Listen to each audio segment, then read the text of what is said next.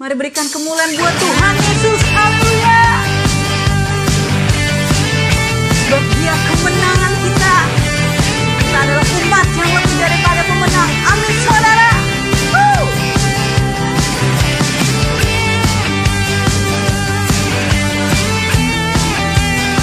Sebab kemenangan kami ada di dalam Tuhan.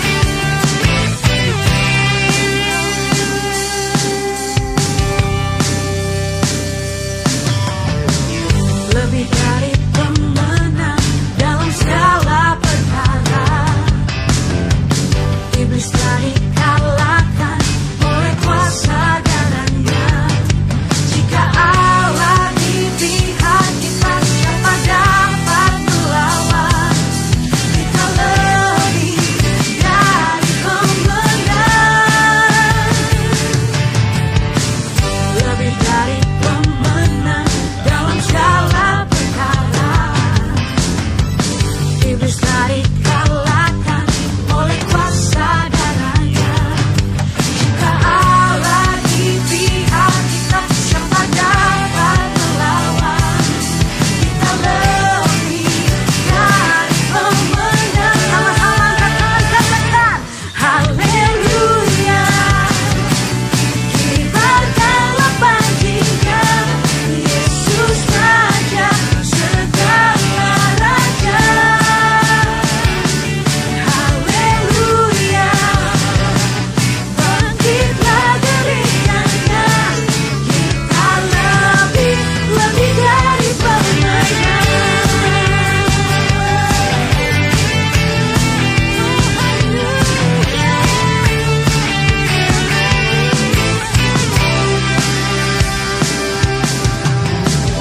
Lebih dari pemenang dalam segala.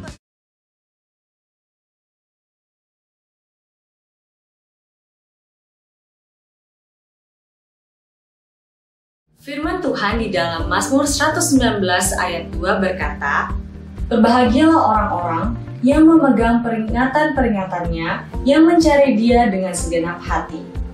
Saudara, kebahagiaan hidup akan kita alami pada saat kita menghidupi firman Tuhan. Mari kita siapkan hati dan pikiran kita untuk bersekutu dan mencari Tuhan dengan segenap hati. Sebelum kita memulai ibadah kita, saya mengundang setiap saudara untuk berdoa. Bapa, kami mengucap syukur atas hadirat-Mu yang ada di tengah-tengah kami.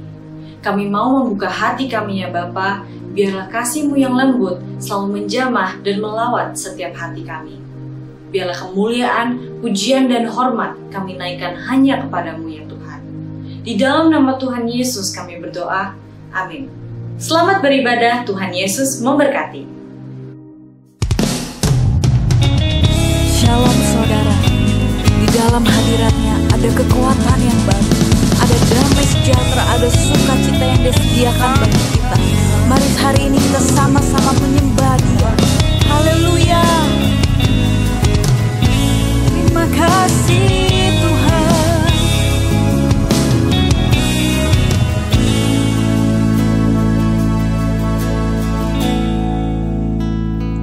Kau Tuhan yang selamatkanku, terima kasih Yesus. Kau Tuhan yang pulihkanku, terima kasih. Kau Tuhan yang sembuhkanku, terima kasih Yesus. Kau Tuhan memberkatiku, terima kasih. Segala pujian dan syukur hanya bagimu Yesus.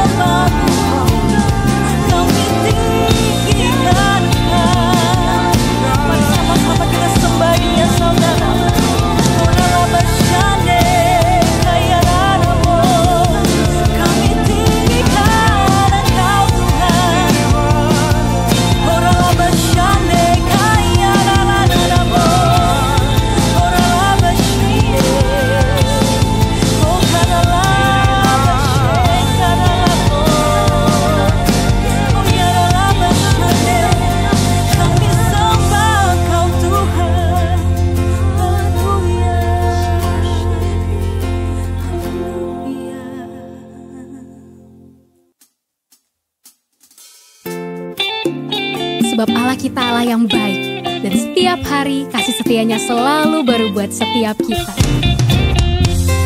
Kami mau terus nyanyikan puji-pujian bagi namamu yang kudus Tuhan. Mari masuk gerbang. Mari masuk gerbangnya dengan hati bersyukur, halamannya dengan pujian. Penuhi baitnya dengan nyanyian syukur, hadiratnya penuh sukacita.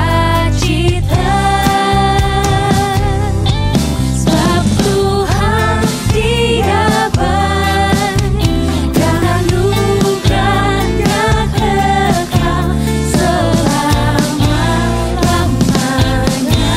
Amin. Sebab Tuhan Dia baik dan anugerahnya kekal selama-lamanya. Amin. Anugerahmu melimpah buat setiap kami. Mari nyatakan saudara. Mari masuk gerbangnya dengan hati bersyukur, halamannya dengan pujian. Amin. Penuhi baitnya dengan nyanyian syukur, hadiratnya penuh sukacita. Sebab Tuhan Dia baik dan anugerahnya kekal selama-lamanya. Amin. Kau baik Tuhan, anugerahmu melimpah, Anugerahnya kekal selama-lamanya.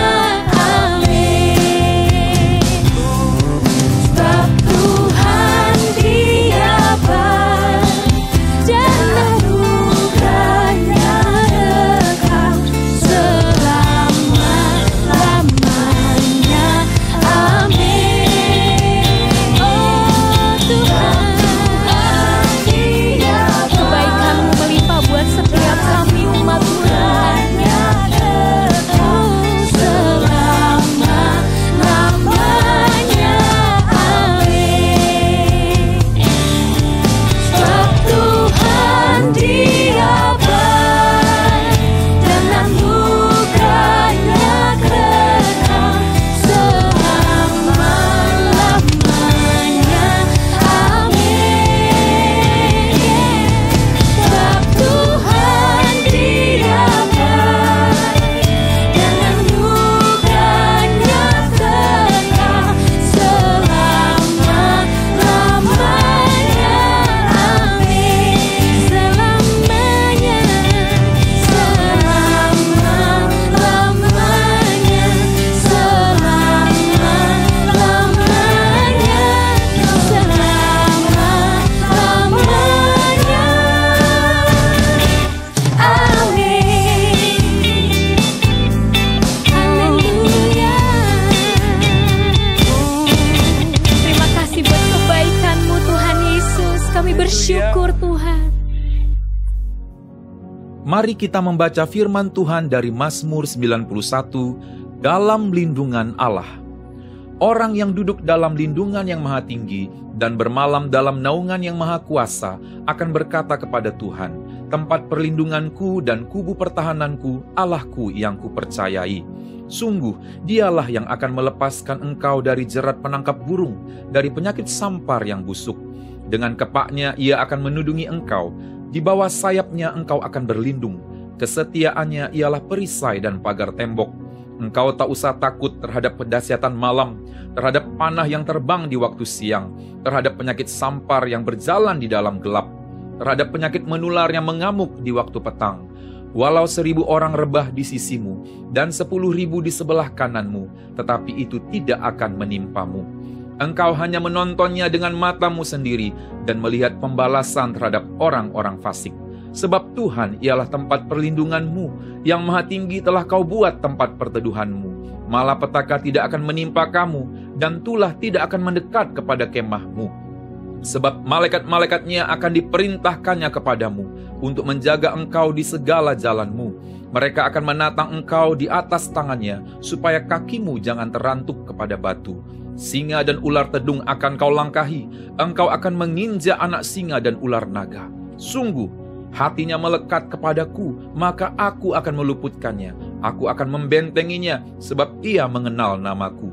Bila ia berseru kepadaku, aku akan menjawab. Aku akan menyertai dia dalam segala kesesakan. Aku akan meluputkannya dan memuliakannya.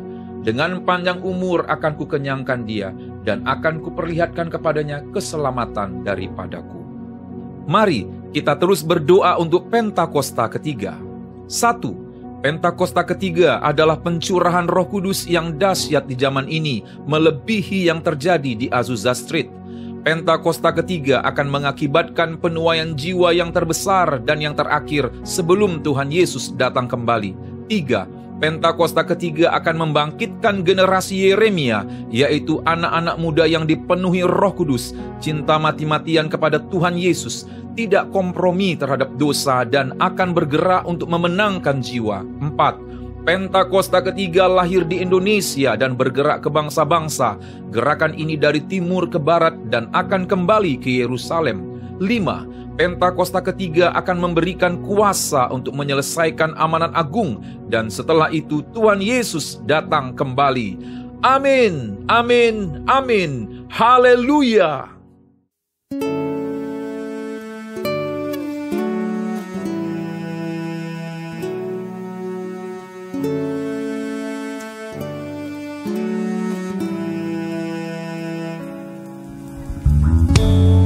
Mari siapkan hati kita, saudara. Kita mau sembah Allah kita bersama-sama. Amin. Segala hormat kemuliaan hanya bagimu, Yesus. Thank you, Jesus. Mari nyanyikan pujian ini dari awal, saudara. Kau pengharapan kami. Tuhan, Kaulah pengharapanku. Ku percaya hanya kepadamu, Yesus Allah perlindunganku. Engkau yang selalu ku puji.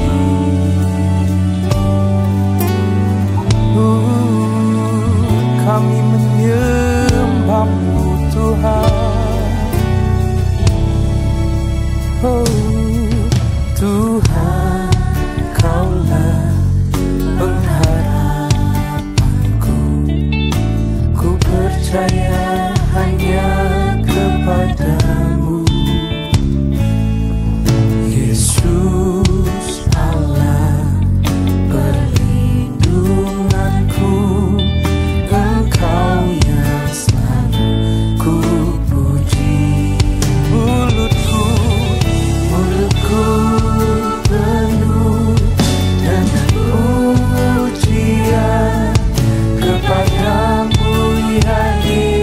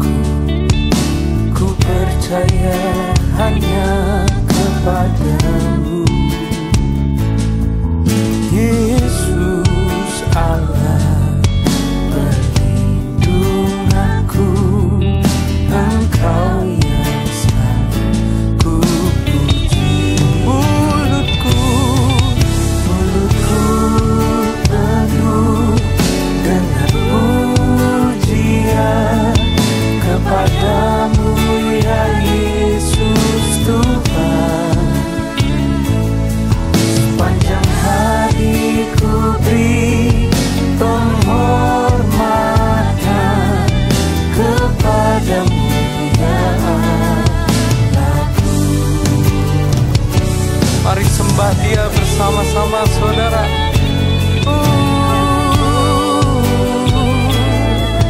Kami menyembah-Mu Tuhan.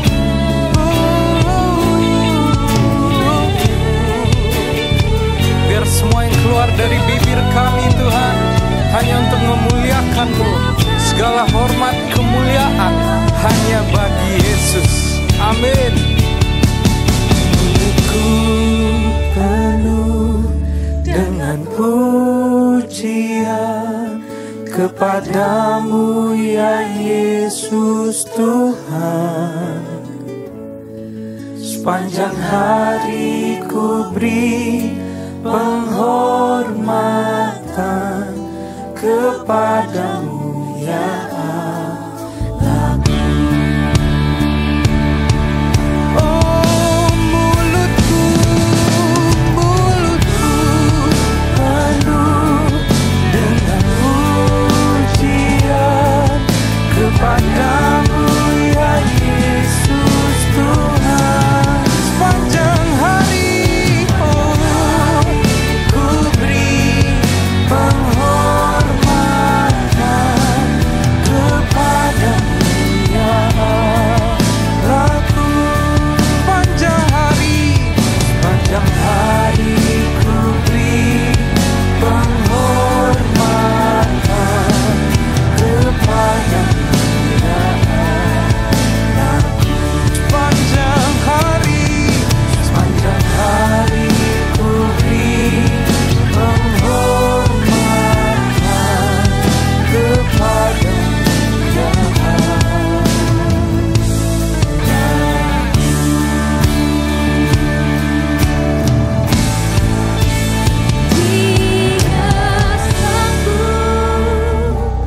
Yesus sanggup melakukan perkara yang besar. Dia sanggup, Yesus sanggup memulihkan yang terluka, menyembuhkan yang menderita. Dia sanggup memulihkan hidupku.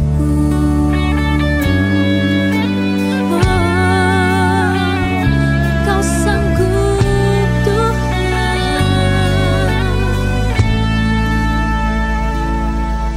Yesus Tuhan, mulialah nama-Nya.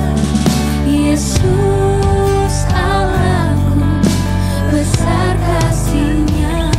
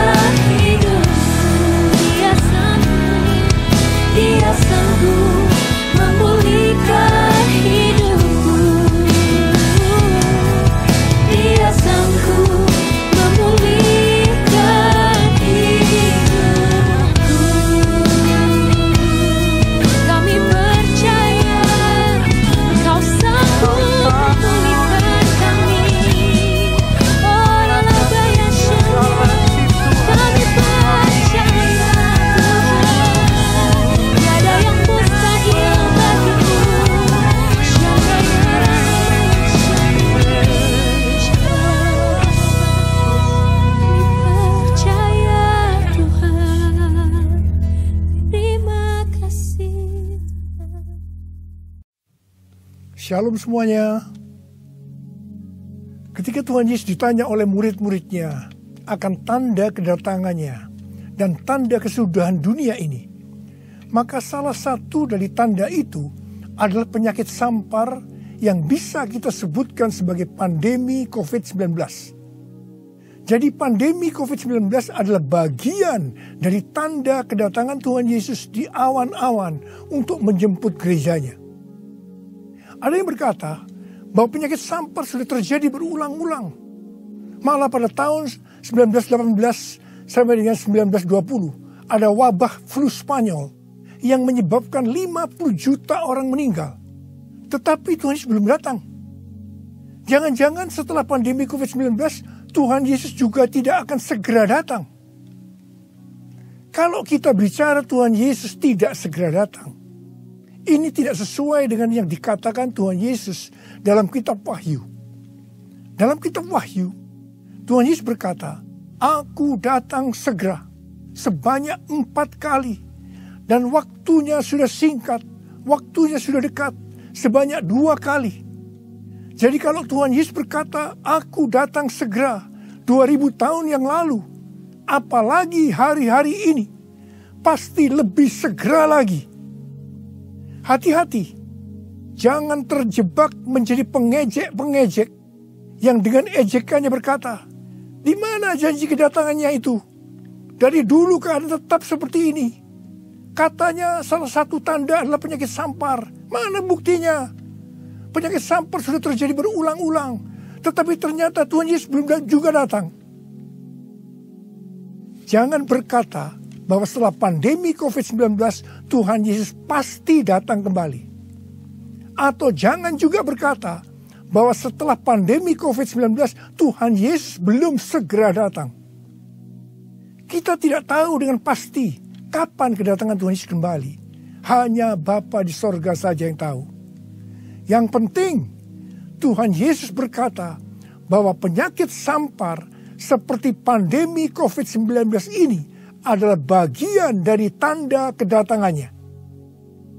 Tuhan Yesus menghendaki agar kita percaya bahwa Dia akan segera datang. Sehingga kita akan sungguh-sungguh mempersiapkan diri kita untuk menyambut kedatangannya. Saya percaya bahwa sikap orang percaya dari zaman ke zaman yang melihat dan mengalami malapetaka, mungkin itu perang, mungkin itu bencana alam, termasuk penyakit sampar, akan berkata bahwa Tuhan Yesus akan datang segera. Sebagai contoh, Bapak Gereja yang bernama Cyprianus, yang adalah uskup gereja Kartago pada zaman Kekaisaran Romawi, yang mengalami pandemi pada tahun 250 sampai 271 Masehi. Pada saat itu di Roma saja sekitar 5.000 orang meninggal per hari. Cyprianus menyebutkan bahwa pandemi tersebut sebagai akhir zaman. Memang ini terbukti keliru. Akan tetapi dari sisi yang lain kita melihat keyakinannya bahwa ini adalah akhir zaman justru membuat terjadinya kebangunan rohani. Gereja terlibat dalam pelayanan sosial diakonia yang dahsyat. Melihat itu banyak orang menjadi percaya dan gereja berkembang pesat. Jadi setiap zaman seolah-olah Tuhan menciptakan situasi, apakah itu perang, bencana alam, kelaparan, termasuk penyakit sampar, agar perkataan Tuhan Yesus, "Aku datang segera" itu selalu ada di dalam hati orang percaya. Sehingga mereka selalu dalam kondisi berjaga-jaga, melakukan amanat agung Tuhan Yesus, sehingga penuaian jiwa besar-besaran terjadi. Demikian juga dengan adanya pandemi COVID-19 ini, Tuhan menghendaki gerejanya, yaitu kita-kita ini, bergerak menyelesaikan amanat agung sebelum Tuhan Yesus datang kembali. Sejak tahun 2009, setelah Tuhan berbicara dengan begitu serius kepada saya tentang "Aku datang segera", saya selalu memperkatakan hal ini. Saya selalu mengingatkan agar kita lebih intim dengan Tuhan. Hari-hari ini pesan Tuhan kepada kita adalah kembali kepada kasih mula-mula. Ingat, kita adalah calon mempelai wanita dari Kristus. Sang mempelai pria akan datang dengan segera untuk menjemput kita. Kita harus mempersiapkan diri dengan kembali kepada kasih yang mula-mula.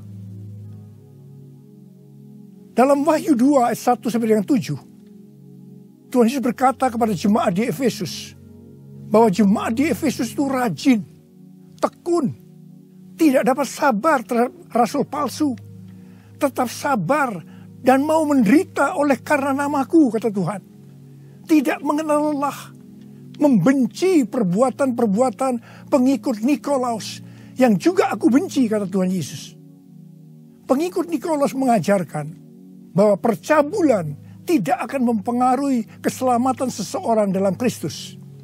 Ini adalah pengajaran sesat, karena kitab Perjanjian Baru mengatakan hal yang sebaliknya, yaitu bahwa orang yang hidup dalam percabulan tidak akan mendapat bagian dalam kerajaan Allah. Kalau kita melihat ini, saya berkata bahwa jemaat Efesus ini jemaat yang luar biasa. Akan tetapi Tuhan Yesus melanjutkan dengan berkata, namun demikian aku mencela engkau, karena engkau telah meninggalkan kasih-Mu yang semula. Sebab itu ingatlah betapa dalamnya engkau telah jatuh. Bertobatlah dan lakukanlah lagi apa yang semula engkau lakukan. Jika tidak demikian, aku akan datang kepadamu dan mengambil kaki dianmu dari tempatnya, jikalau engkau tidak bertobat. Mengambil kaki dianmu artinya mengeluarkan dari dalam kerajaan Allah. Kesimpulan dari pesan Tuhan kepada jemaat di Efesus, yang juga berarti buat kita semua, adalah apapun yang kita lakukan untuk melayani pekerjaan Tuhan, kalau tidak didasarkan kepada kasih mula-mula, maka Tuhan Yesus berkata, betapa dalamnya engkau telah jatuh. Dan kita harus bertobat. Kalau kita tidak bertobat, Tuhan akan mengambil kaki dian kita.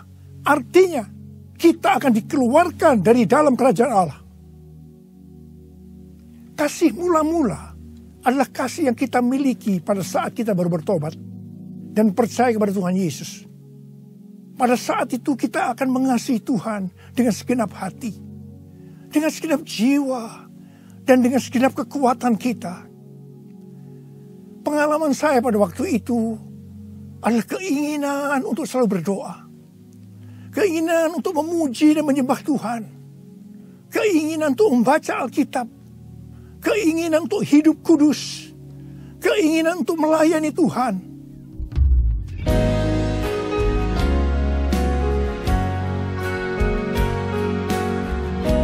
Ku cinta Kau, Yesus. Hanya Engkau bagiku, Yesus. Sungguh ku rindu mengatakannya, betapa aku mengasihimu. Engkau Allah dan Rajaku, kekasih dan hidupku. Engkau segalanya bagiku. Ku bersyukur kepadamu. Ku bersyukur kepadamu. Ku bersyukur kepadamu.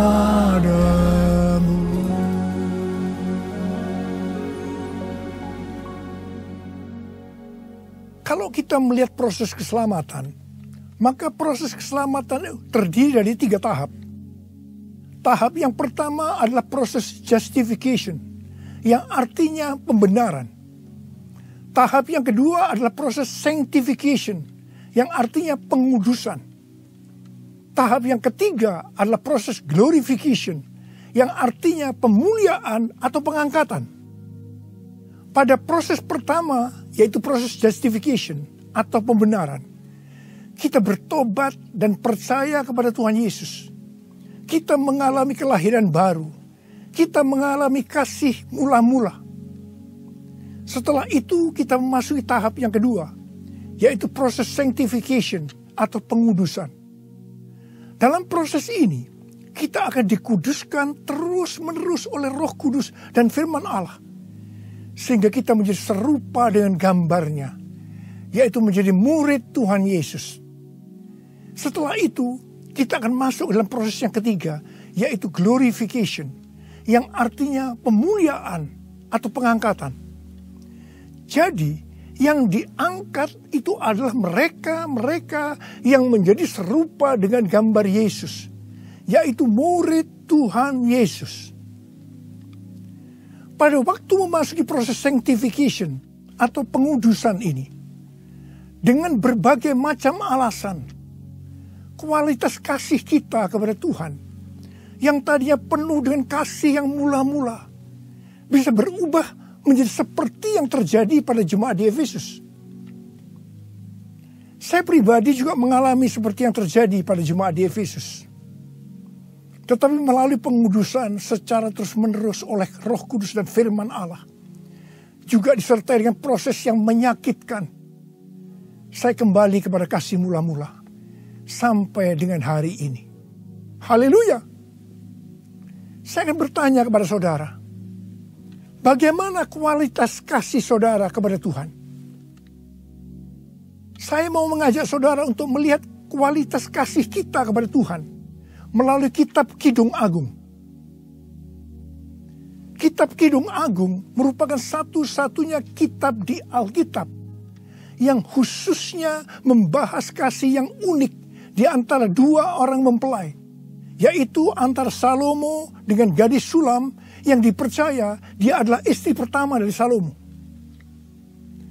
Karena beberapa nats penting dalam Perjanjian Baru melukiskan kasih Kristus bagi gerejanya dengan memakai hubungan pernikahan, maka kitab Kidung Agung dapat dipandang sebagai melukiskan kasih yang ada di antara Kristus dengan mempelainya, yaitu gerejanya, yaitu kita-kita ini. Sama halnya dengan iman kita yang harus bertumbuh, demikian juga kualitas kasih kita kepada Tuhan harus bertumbuh. Secara sederhana, kitab Kidung Agung ini menggambarkan 3 tingkat kualitas kasih. Dan ini juga menunjukkan tingkat kualitas kasih kita dengan Tuhan. Tingkat kualitas kasih yang pertama terdapat dalam Kidung Agung 2 ayat 16 yang berkata, kekasihku kepunyaanku, dan aku kepunyaan dia. Dalam hubungan kita dengan Tuhan, kita bisa berkata begini, Tuhan milikku, aku miliknya Tuhan. Tingkat kualitas kasih yang kedua terdapat dalam Kidung Agung 6 ayat 3 yang berkata, aku kepunyaan kekasihku, dan kepunyaanku kekasihku. Dalam hubungan kita dengan Tuhan, kita bisa berkata begini, aku milik Tuhan, Tuhan milikku. Tingkat kualitas kasih yang ketiga terdapat dalam Kidung Agung 7 ayat 10 yang berkata, kepunyaan kekasihku aku. Dalam hubungan kita dengan Tuhan, kita bisa berkata, aku milik Tuhan. Tingkat kualitas kasih yang pertama bisa dikatakan ini adalah kasih yang egois. Karena yang dikedepankan itu, Tuhan adalah milikku, baru aku milik Tuhan. Maka yang selalu dipikirkan hanya soal diberkati. Jadi karena Tuhan milikku, berkati aku dong Tuhan. Biasanya jarang bertanya kepada Tuhan tentang apa yang dikehendaki Tuhan dalam setiap rencana atau langkah yang akan dilakukan. Jadi kalau dia punya rencana, langsung akan minta supaya Tuhan memberkati. Biasanya juga jarang menyinggung tentang apa yang harus kita lakukan untuk melayani Tuhan. Itu tingkat yang pertama. Tapi tingkat kualitas kasih yang kedua bisa dikatakan sebagai kasih bersyarat. Aku milik Tuhan. Tuhan adalah milikku. Sekarang yang dikedepankan adalah aku miliknya Tuhan. Baru setelah itu Tuhan adalah milikku. Berarti mulai ada satu peningkatan. Di sini mulai ada menyinggung tentang melayani Tuhan. Tetapi dengan syarat. Supaya Tuhan memberkati. Jadi motivasi mau melayani karena mau diberkati Tuhan. Itu tingkat kualitas kasih yang kedua. Tetapi sekarang tingkat kualitas kasih yang ketiga. Inilah yang disebutkan kasih yang tidak egois. Kasih yang tidak mementingkan dirinya sendiri. Ini adalah kasih yang semula. Aku milik Tuhan. Titik. Tidak ada embel-embelnya lagi. Mereka yang memiliki kasih mula-mula akan berkata, aku milik Tuhan. Bukan milikku sendiri. Aku ini adalah milik Tuhan. Aku sudah dibeli. Dan harganya telah lunas dibayar.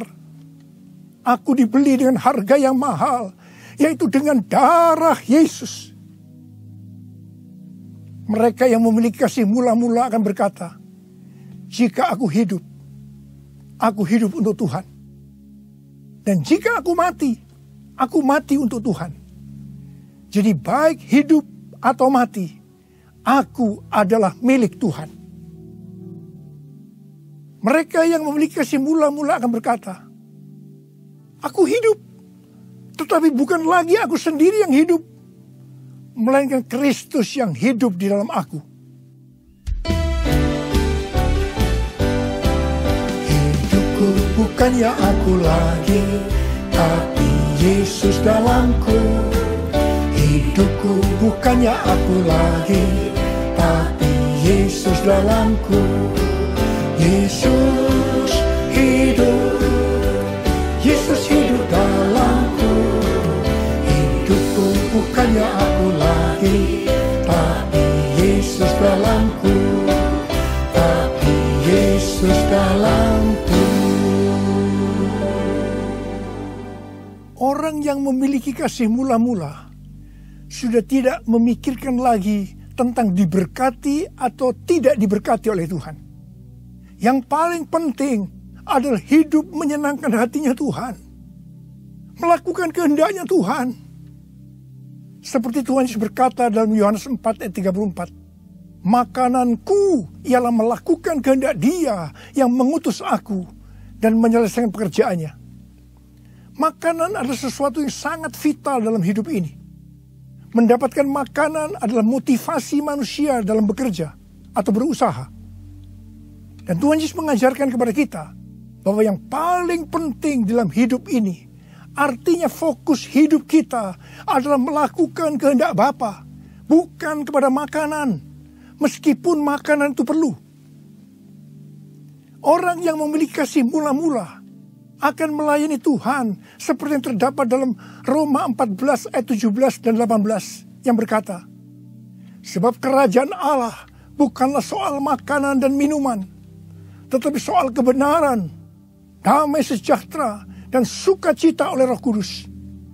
Karena barang siapa melayani Kristus dengan cara ini, ia berkenan kepada Allah dan dihormati oleh manusia.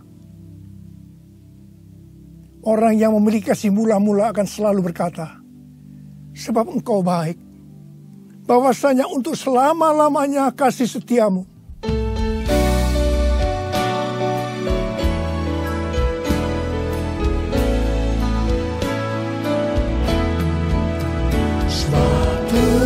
Hamba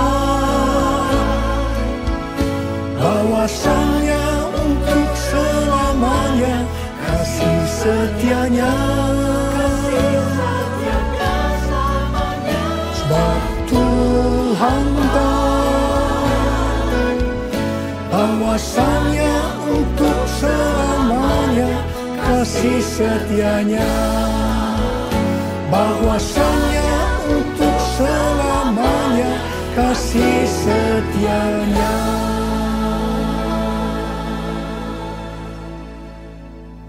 Pujian ini diajarkan oleh Daud dan terus dinyanyikan setelah zaman Daud. Tuhan memberitahu kepada Daud hal yang paling menyenangkan hatinya Tuhan, yaitu kalau dipuji oleh kita, bahwa Tuhan itu baik, bahwasanya untuk selama-lamanya kasih setianya. Karena memang itulah yang Tuhan lakukan untuk kita. Jadi apapun masalah yang kita hadapi, nyanyikan terus pujian tadi. Orang yang memiliki kasih mula-mula akan berkata, aku tidak takut, sebab Tuhan menyertai aku. Aku tidak bimbang, sebab Tuhan adalah Allahku. Tuhan akan meneguhkan aku, bahkan akan menolong aku. Tuhan akan memegang aku dengan tangan kanannya, yang membawa aku kepada kemenangan.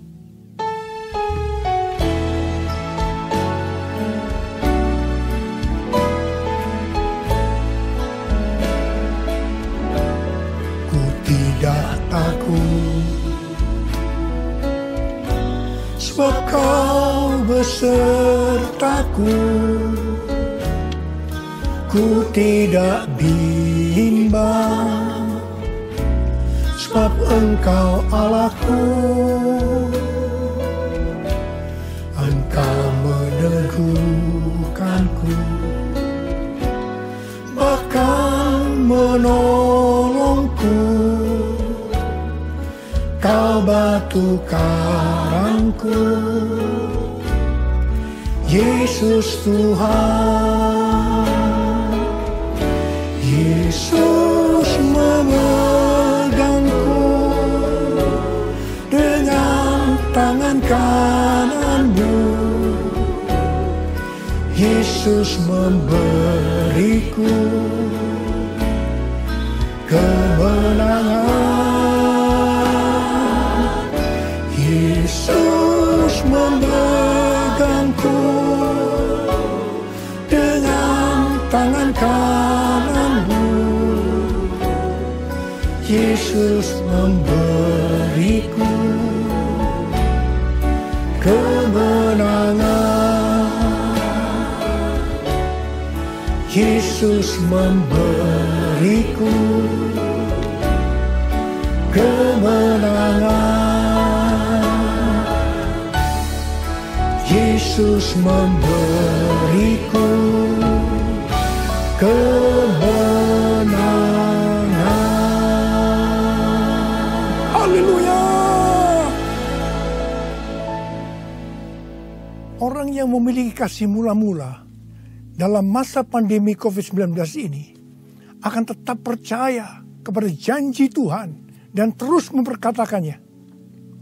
Orang yang memiliki kasih mula-mula akan berkata, Tuhan, saya mau menyelesaikan amanat agung dengan kuasa dari Roh Kudus, yaitu Pentakosta yang ketiga. Tuhan, saya berjanji untuk memakai mulut ini hanya berbicara tentang firman Tuhan, bukan yang lain-lain. Orang yang memiliki kasih yang mula-mula akan melakukan firman Tuhan seperti yang terdapat dalam lagu ini. Aku mengasihi Engkau Yesus dengan segenap hatiku. Aku mengasihi Engkau Yesus dengan segenap jiwaku. Ku renungkan firman-Mu siang dan malam, ku pegang perintah-Mu dan ku lakukan.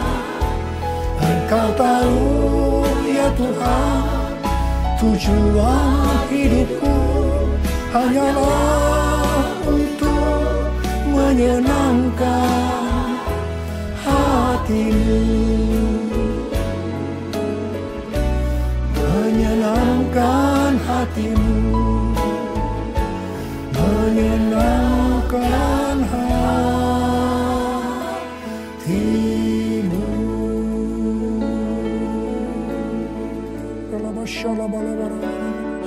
Mari angkat tangan saudara, sembah Dia, sembah Tuhan Yesus. Sembah Tuhan Yesus, sembah. Yang sudah berbahasa roh saat ini. Yang belum, terus katakan haleluya, haleluya. Orialala bakana maya ralala barabara. Oh rarabasande. Ikarala maya rala bala bala bala bala bala bala bala bala bala bala bala. Orala bala bala bala.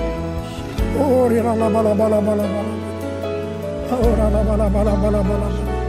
Orala bala bala bala bala bala. Ore de beda bala. Hamba berdoa buat anak-anak-Mu di semua Tuhan. Hamba berdoa mereka kembali kepada kasih yang mula-mula. Kembali kepada kasih yang semula. Kasih yang mula-mula. Ya Tuhan, hamba berdoa buat mereka. Tuhan, terima kasih.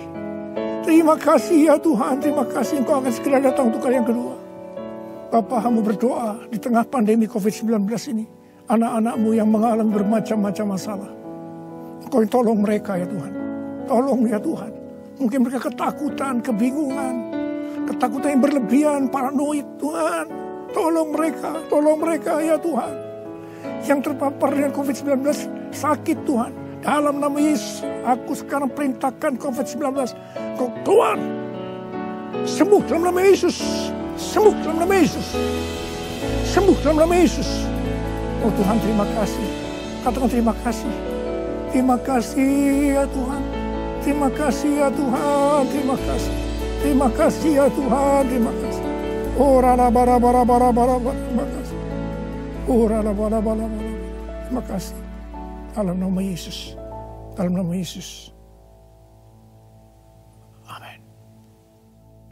Mari saudara-saudara, kita akan masuk dalam perjamuan kudus. Kita akan mengingat ayat ini. Sebab setiap kali kamu makan roti ini dan minum cawan ini, kamu memberitakan kematian Tuhan sampai Ia datang. Perjamuan kudus adalah perjamuan Tuhan Yesus sendiri. Setiap kali kita masuk dalam perjamuan kudus, Tuhan Yesus selalu berkata, biarlah ini menjadi peringatan akan daku. Karena itu mari arahkan hati kita kepada Tuhan. Kita akan mengingat kebaikan Tuhan. Mari tundukkan kepala. Tuhan, siapakah kami ini sebelum kami mengenal Engkau? Kami semua orang berdosa. Upah dosa adalah maut, mati. Tapi Engkau yang tidak berdosa telah dijadikan dosa oleh karena kami. Engkau harus mati dengan penderitaan yang luar biasa ya Tuhan. Itu Engkau ya Aba. Betapa baiknya Engkau. Engkau jadikan kami sebagai anak-anak-Mu. Engkau tuntun kami, Engkau bela, Engkau lindungi, Engkau berkati.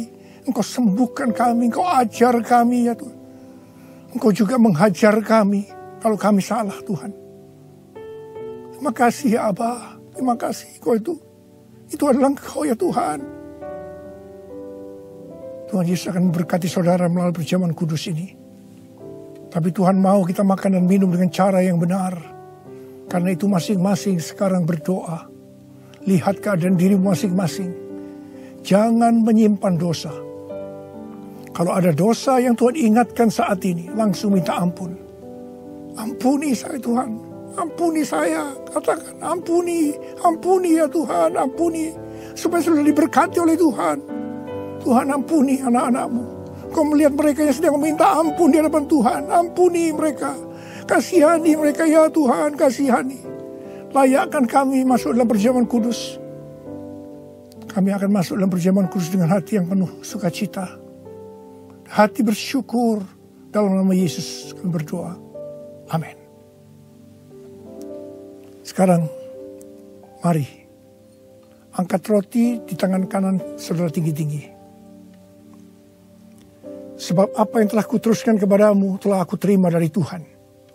Yaitu bahwa Tuhan Yesus pada malam waktu ia diserahkan mengambil roti dan sesudah itu ia mengucap syukur atasnya.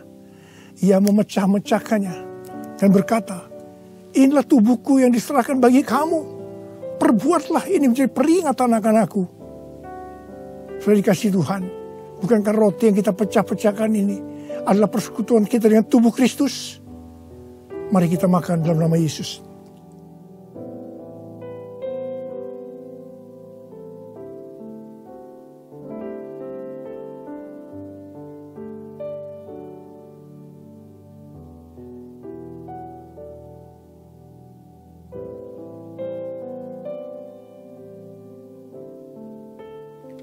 Sekarang angkat cawan di tangan kanan saudara tinggi-tinggi. Demikian juga ia mengambil cawan sesudah makan lalu berkata, cawan ini adalah perjanjian baru yang dimeteraikan oleh darahku. Perbuatlah ini setiap kali kamu meminumnya menjadi peringatan akan aku. Saudara kasih Tuhan, bukan cawan pengucapan syukur. Yang atasnya kita ucapkan syukur adalah persekutuan kita dengan darah Yesus. Mari kita minum dalam nama Yesus.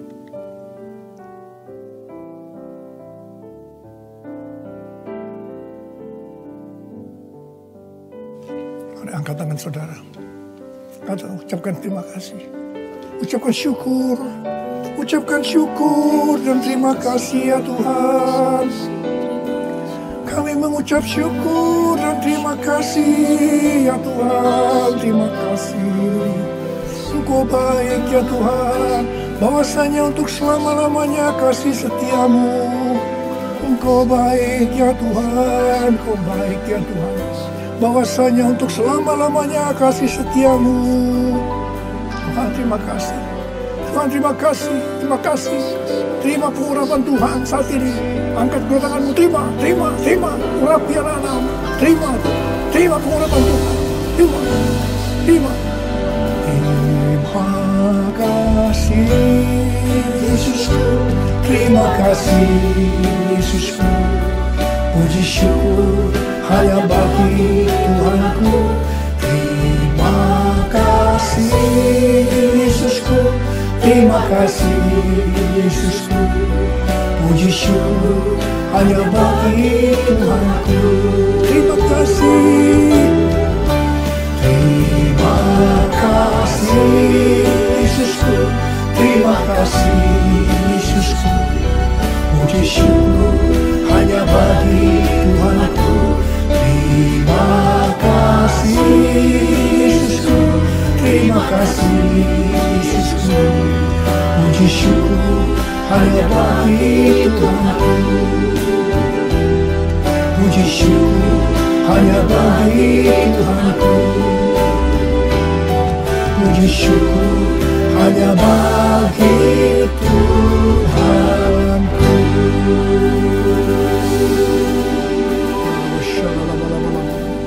Oh ya lama-lama, terima kasih. Terima kasih. Terima kasih. Berkati anak-anakmu. Terimalah berkat Tuhan. Kasih karunia berlimpah-limpah daripada Allah Bapa dalam anak yang tunggal Yesus Kristus. Persekutuan yang manis dengan Roh Kudus menyertai saudara sekalian mulai hari ini sampai Tuhan Yesus datang menjemput kita di awan-awan dan bahkan sampai selama-lamanya. Yang percaya bersama-sama katakan amin.